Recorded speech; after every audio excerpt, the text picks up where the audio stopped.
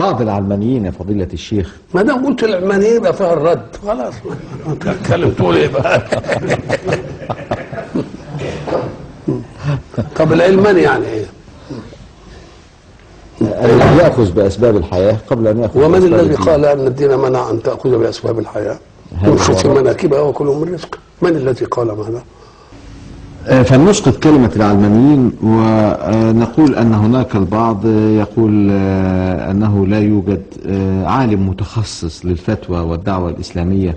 ده سمكري على ده السباك، واحد مختص به السباك اللي يمسح الجزم، واحد مختص به. انت هتعمل الدين ده مالوش حد خالص.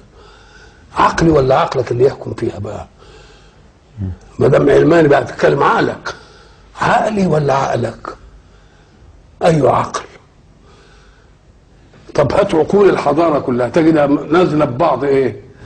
يبقى اذا ما اتفقش العقول، يبقى لازم حد يحكم القضيه الحق بايد واحده بس عشان ما نختلفش ويا بعض.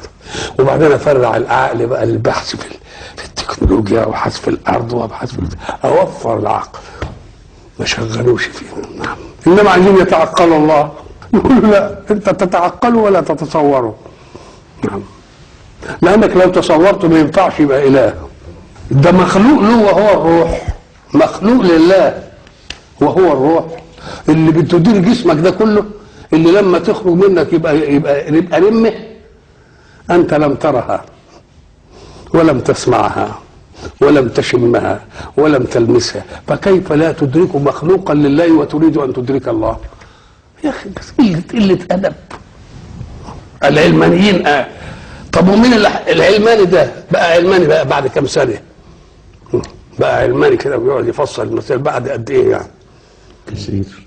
بعد سنوات. قد ايه يعني؟ سنه كم سنه يعني؟ 50. لا يا اخوة خليه 25. نعم. ومن يحكم حركته قبل ان يملك ال 25؟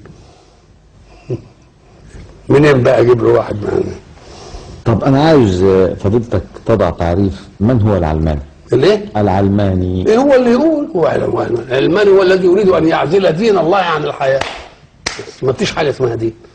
مش من اللي قالك كيف؟ هذا العلماني. لكني أشاهد ناس في كثير من المجالات متمسك بدينه ويقول أنا علماني. ما كذب ولا تحصل. ده ضد الدين 1000 مرة. ويعمى ولا يشوف شاعر متدين.